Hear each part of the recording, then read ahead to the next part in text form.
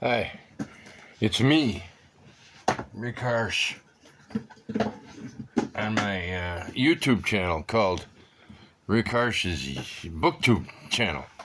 And as usual, I'm here with a well-prepared seminar-like presentation in which I speak and all my students listen because they're enraptured and they have their mouths taped shut because I don't want to hear that bullshit anymore. So anyway, I got criticism, direct criticism. Am I looking in the camera part, or is that over there? Hi, I think you're over here. I got direct criticism from a watcher who said that it wasn't very nice of me to compare or to refer to, what the hell's that guy down there still? Jesus, get up here. Man, he's selling like hotcakes. I don't know if I can find any of his books. Yeah, Purple West by Jonathan Trost-Clair. I was pointing out, and because I'm a wizard with words, I'm also a writer, you know. I called this an airport novel. Whoops. But that's because, you know, probably due to mid-onset dementia, I don't always think of the right thing to say. I think what I wanted to say was best-selling literary novel. What I was trying to say about Purple West was that, you know, I was talking about how difficult it is to get published. Am I looking you in the eye now? I think I am. Well, it's difficult to get published. And I was talking about, I don't know, I think I was talking about how this guy got a 5-star review from a very good reviewer named Fraser is his last name, but it's not Frazier. You know, to me, it's got to be Frazier. You got Joe Frazier and Clyde the Glide, Walt Frazier, best defending guard in the National Football League of Basketball, and then our Fraser here, I forgot his first name. Adam? No, that's a baseball player. Well, Simon Fraser. Anyway, very good reviewer, soft spoken. You might have to use, you know, one of those external blasters to get him. And oh, by the way, I meant to put some music on for this thing. And so I was talking about this guy, and what I was trying to say is, you know, this could easily be a best-selling literary novel. You know, it's an excellent read, but what I said was something about, you know, it could be in, you know, in airports, and I wasn't thinking about the shit that you see in airports. I was thinking, like, you know, this would be like, okay, I'm just gonna buy. Oh, that looks good, interesting. I'll grab it, and then you read it and you think, oh, serious stuff and good. You know, it's a bit of a thriller, and that immediately sets off alarms, but you know, and it's slightly, to some degree, futuristic, but it's not really sci-fi. We have on back here an absurd and sinister world of holograms, private detectives, street riots, cryptocurrencies, cover-ups, AI, that's artificial ignorance, which is mine, and the shadowy bodies that pull the strings of all these things unseen. And then you got an octopus. Puppeteer, maybe? Could be. But the thing is, you know, when you write this kind of thing on back of a book, it's hard to do it well. And there's nothing wrong with this. But, you know, and I'm not reading the whole thing. I'm reading the kind of the you know, the the ending that sort of says this is what you get, all of this. But really, what's the most fascinating to me, and I think Mr. Fraser said the same, street riots, about the street riots that are going on. And what you have is again, like in Zach Tanner's Some Features of Living Matter in the Neighborhood of the Sun, what you get is a very believable projection into the near future. Actually, I don't know how near this future is, but a climate change future, which is much more important in this than in this. It plays a much bigger role. But, you get a plausible I don't know if you'd call it a dystopia or not, but anyway, this is an excellent book, and I'm pleased that we're able to sell it. And but at the same time, I'm sorry for Mr. Trosclair that this is not, picked up by a big New York publisher and given the big push and making him a lot of money. And I guess what I'm trying to say is any of our books could do that.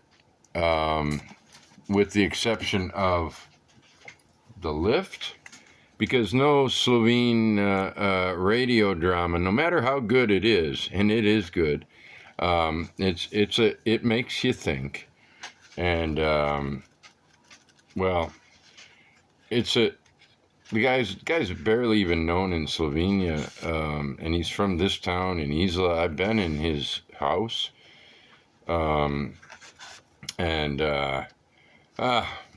It's not selling like hotcakes, but that's one thing we do well at this press is fail to sell a lot of books.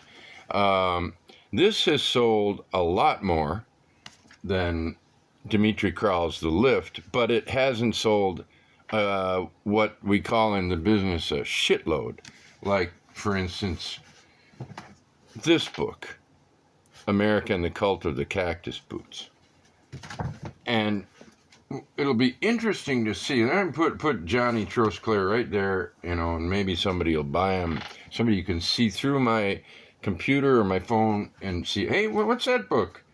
It's kind of weird cover there with the tank and is that a tornado coming? I don't know. We're going to put Zach's back. Lovely little book. And concentrate on what we came here to talk about, which was not that. That was just me saying, sorry, Jonathan, I didn't mean to call your book an airport book. What I was saying was something far different.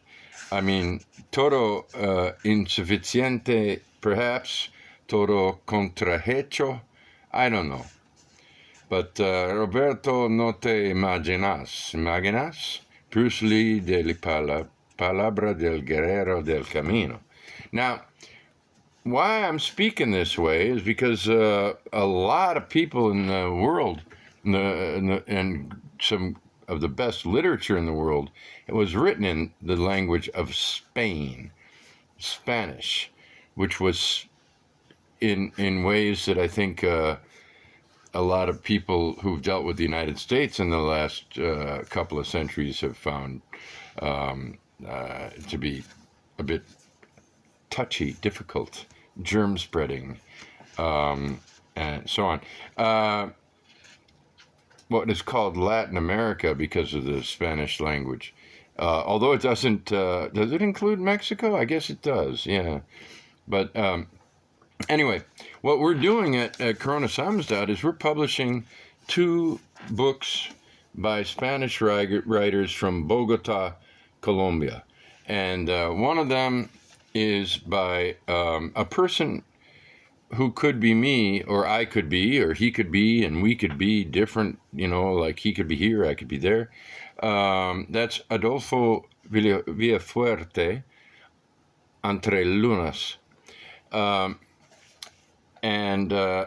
it's a short novel, 128 pages, but very full. And, listen to this. Sale chuleta.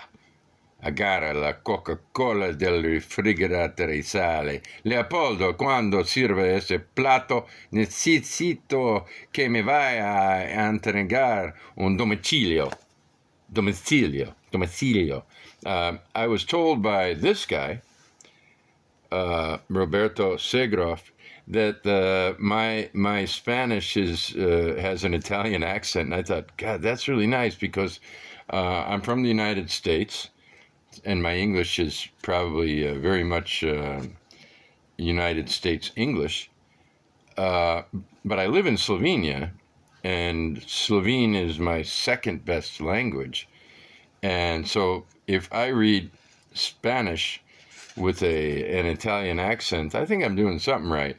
Let me just read a little something. La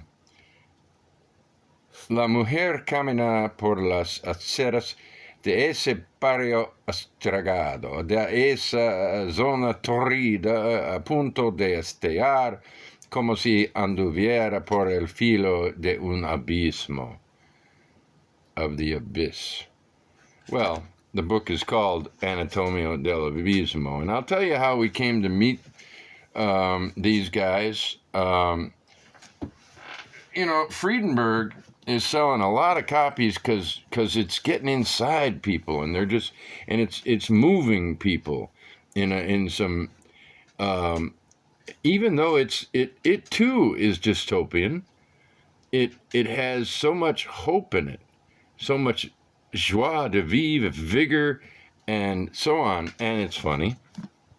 But a lot of books are funny and don't have that feeling. But he really inspires people with hope. And I guess what happened was somehow he got in touch with, or maybe Chris Villa got in touch with Adolfo Villafuerte.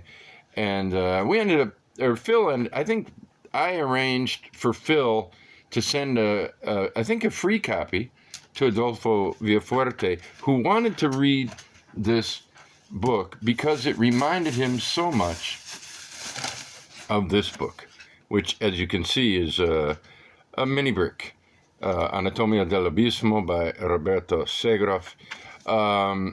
And, maybe because of the, for a lot of reasons. Look at, here, now this is not Jeff Walton, but it may mean just as much as what he does, what he means with his drawings. You're not going to see Nancy Reagan here, but you're also going to find things like this. I think that's a wave, but I'm not sure.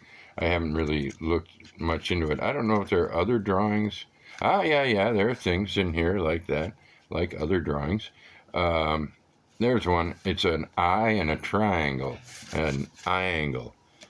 Or a try? I don't know.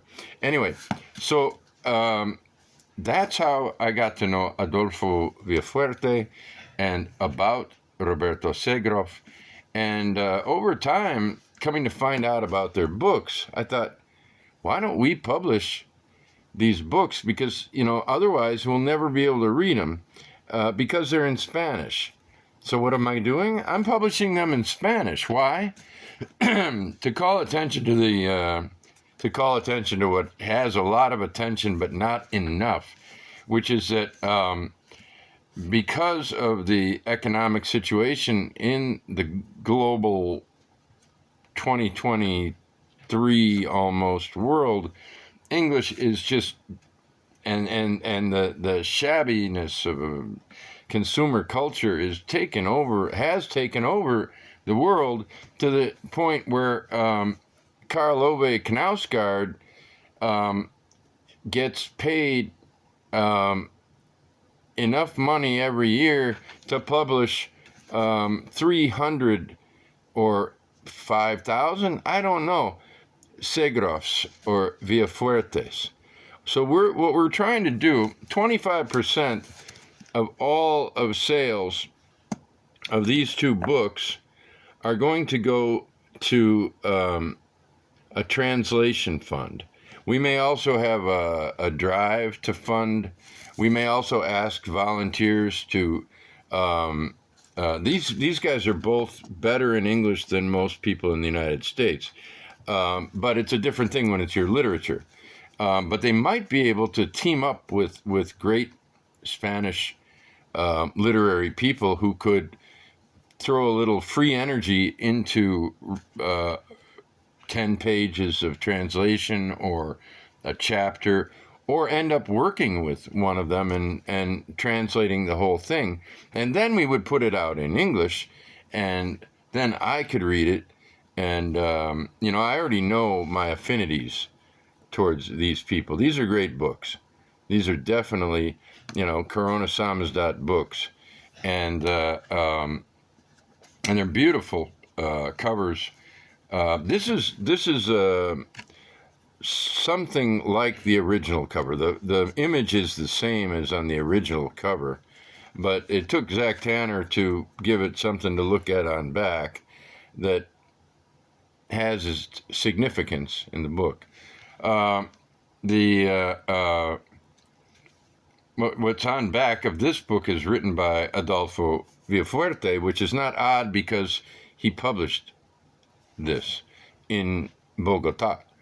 But there's el maximalismo como tal surgió a mediados del siglo pasado en Estados Unidos con autores como William Gaddis, David Foster Wallace, and Alexander Thoreau. Don't take that as an insult, even if it is. It might not be. That's why. Por mencionar algunos. But anyway, what he's trying to obsesionarse con lo enciclopédico. This is a big book with big topics, and one of them is, what's happened on the continent of South America.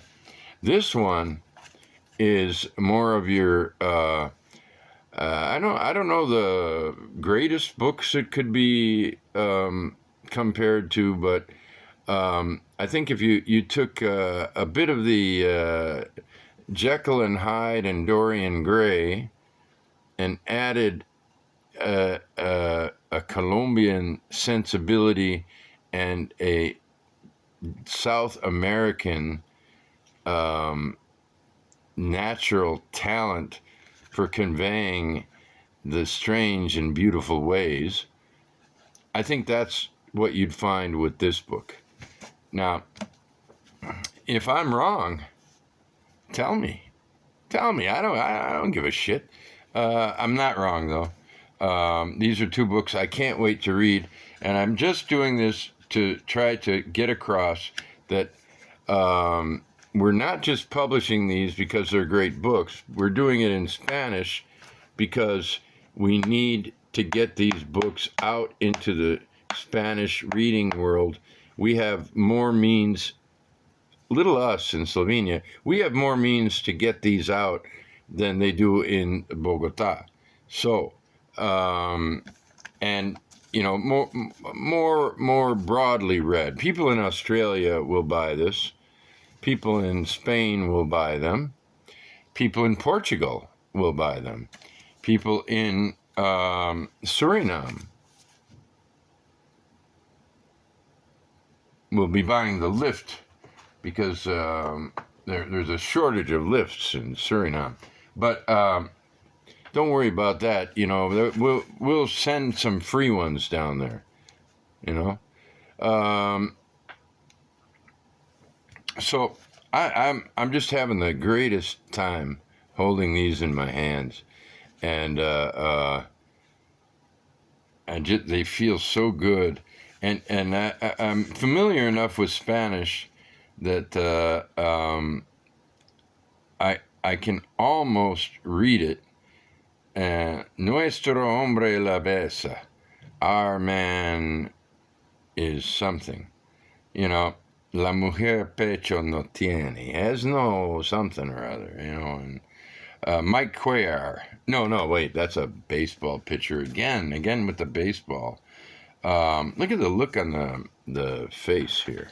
Look at that. I don't know what to say about this breasted fellow, if it is a fellow, or this nippled beast, or this guy. Look at this guy standing by the moon. You know, how did he get there? And where is there? How is there there? And, well, let's just say it looks fun, but it might be painful. We don't know. We just don't know till we read the books. So, I'm Rick Harsh, and hit the like and subscribe button. No, not describe. Subscribe, yeah. Hey, you know how many subs I got? Suleiman, my dog's over there. Suleiman, act like you're fucking interested. He just puts his head down and looks away. Fuck you. Here. Hey, read a book. Oh, he got up and he's sniffing the book, and well, he turned up his nose at a fellow easel-on, Dimitri Kral. We're going to put Dimitri in every video from now on. By the way, at the press, Corona Samizdat, we're having a little cover contest. And right now, we haven't nearly enough votes to say who the winners are. But right now, we've got a three-way tie. And I know that these are two of them. The list is on the balcony, so I don't really know. But these two are tied for first right now. And I can't disagree. I love this one. I in fact, as soon as I saw that and got the idea to print it at Corona Samizdat, I said, we gotta save that cover. And this is, I believe it was Zach Tanner's idea to make it gold, or to say, hey, can we make this gold? It was already fantastic in black and white, but I said, yeah. As soon as he said that, I said, that has to be gold. It has a special feel, which, you could see the feel, I think. You can see me going, and that's something you probably don't want to see. So get it out of my hands. Buy it. I don't know why people aren't going nuts over Tenderlopolis and Dorado letters, but we've never had a bad review of these two. Nobody's ever read them and said, crap, dreck. Well, they'd be wrong. Maybe that's why, because they aren't. But I would like to see some more votes. I can look right here and say, okay, there's a beauty that didn't get any votes yet. Whoa, gorgeous. Another one that got no votes has a male's ass on it, and a wolf, and I don't know, a woman in a contorted position. Chandler Broussard himself. I don't know why that didn't get any votes. Double Dealers got a couple. Nobody's ever voted for Skulls of Istria, but this summer I did take 3 visitors to see this late 15th century fresco in a fortified church about 20 minutes drive from here. It's really spectacular. And then there's this one. No votes yet. Love's Cross Currents. This is just a gorgeous book. All the unswaddled big kids playing in the green forest, and look at that bird up there. This is a beautiful book. Not many people have bought it, which I understand. It's Swinburne and an epistolary novel, and what the hell. I'm going to read it. I'm looking forward to reading it. I just haven't done it yet. But, that's another one. This one. Bori Proper's second in his trilogy. It's a detail from his first cover, but that was made a little too dark. And so you got this colorful, beautiful book. Not voted for yet. Some of my books. Well, I would like to hand it to Zachary Tanner for coming up with the way to put this together with this. This is a depiction of Kali that I found, and this is a photograph I took in Chennai. And he put it together very nicely, as he did with my double monkey flip book, the Balkan Flip. So we got a lot of books that really need a vote. And if nobody, here's two books that I know are not going to win. I know they're not going to win. But somebody's got to like this more than anything. And somebody's got to like this more than anything, especially when they turn it over and they see Kissinger eating the head of a baby. These are books that should get votes. That's what we're not getting enough votes. So we're not getting enough of the losing votes for winning covers. Really great covers. And so keep that in mind when you look at the Golden Vardaman. Think, ooh, I forgot about the original Vardaman. That was a great one. So, oh, and where's my book about, goddamn, it's way up. Oh, here it is. All right, I'll be right back down. This one here, that is really a great cover. You have the triple meaning of Walk Like a Duck. You have this arch that's fortuitously there. You got this giant catcher. You got my son there ducking. And, well, you know, triple meaning, I did say. This is a gorgeous cover. And it was a photo by Eduardo Pella from Trieste. He's a nice guy. And one of the few adults in the baseball world of... Oh, shit. I found another one. The Flamethrowers. This is a great picture, and then it's got the man in the gas mask. I think more people would vote for this if they read it, if they knew the importance of it. And the fortuitous double arch. Everything's fortuitous to me tonight. Well, so I went on longer than I meant to, which means not so many fewer views, but probably fewer people will spend a half hour with me. Has it been a half? It's not even been a half hour. Now, you're going to ask me another thing. Rick, you've got the camera set up just right. How are you doing it? Well, it's resting against my big book of Corona Samizdat sales and books and all of that.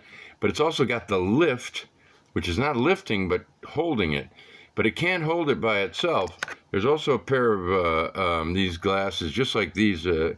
They're just great reading glasses. Nothing breaks them.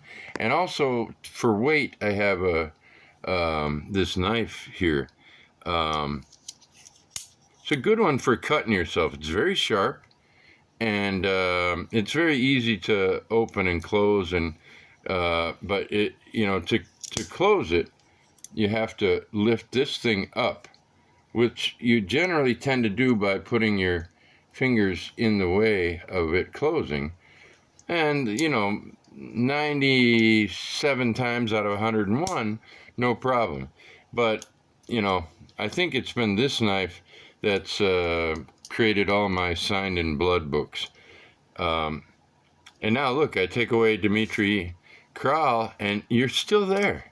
But you weren't at the beginning. You were really hard for me to control. Now this is going to be a 30-minute video. So what I'd like to say is thank you for tuning in. Thanks you for being who you are. Thanks for being interested in anything I have to say, or thanks for hanging around even though you weren't.